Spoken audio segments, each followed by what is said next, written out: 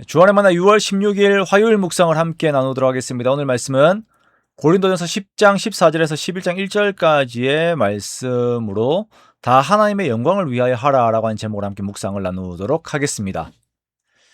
자, 오늘 본문에서 바울은 광야 시대의 멸망을 거울로 삼아서 고린도 교회 성도들이 우상 숭배를 철저하게 피해야 할 것에 대해서 말씀을 하고 있습니다. 자, 어제 본문에 이어져 나오는 말씀입니다.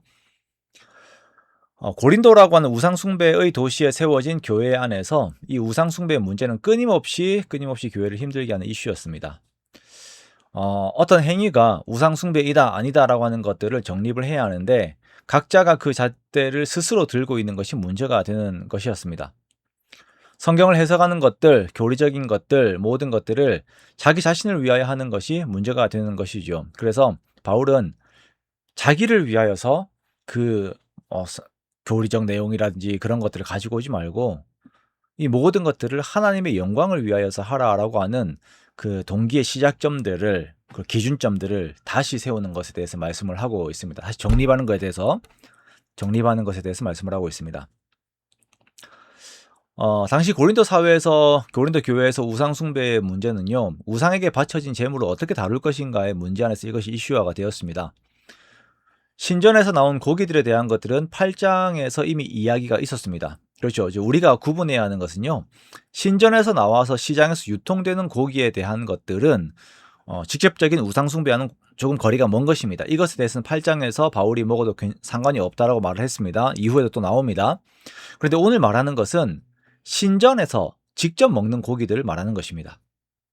고린도 사회는 제사와 사회적 연대가 밀접하게 연관이 되어 있었습니다. 그래서 기독교인 중에서도 사회 주요 인사들은 자유함이라고 하는 명분 아래에서 신전에서 교제를 하고 또 신전에서 제사를 드리면서 나온 그 고기들을 먹으면서 식사를 하면서 함께 참여를 해버리는 것이에요.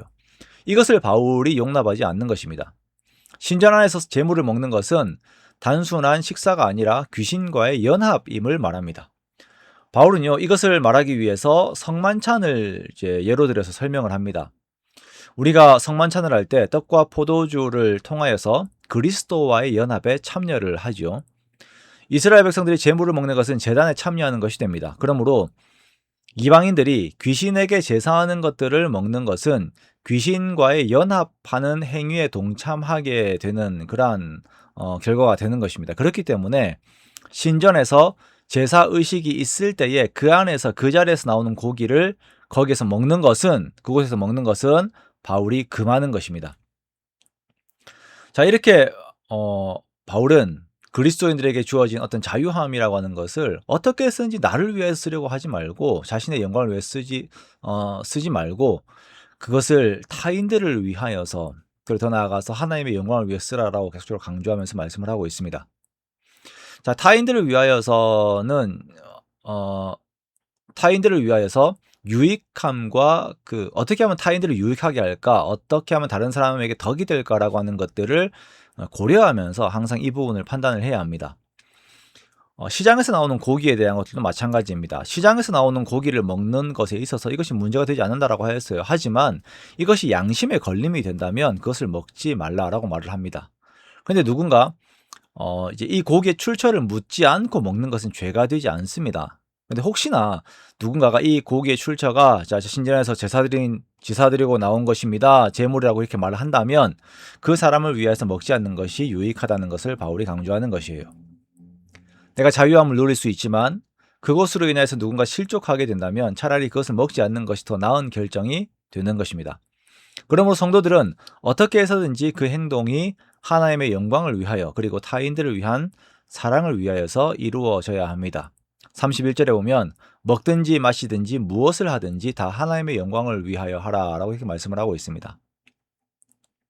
마지막으로 바울은 그리스도를 본받는 자신을 본받으라라고 말씀을 하고 있습니다.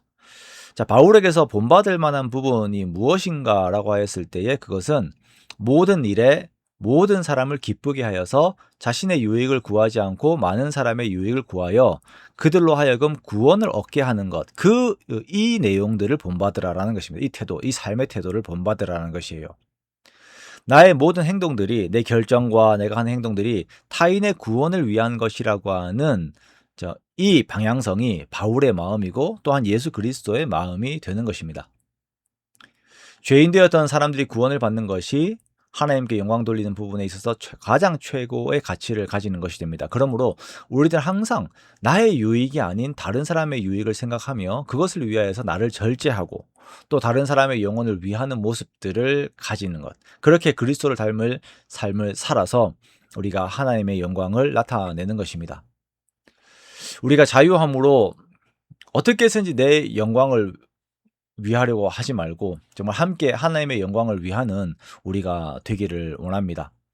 나의 유익이 아닌 타인들의 유익을 위하여서 고민하고 기도하는 우리가 되기를 원하며 그것을 이행하는 우리가 되기를 원합니다. 그렇게 정말 주님을 닮은 모습으로 매일의 삶을 주의 영광을 위하여 살아가는 저와 여러분 되시기를 주님의 이름으로 축원합니다.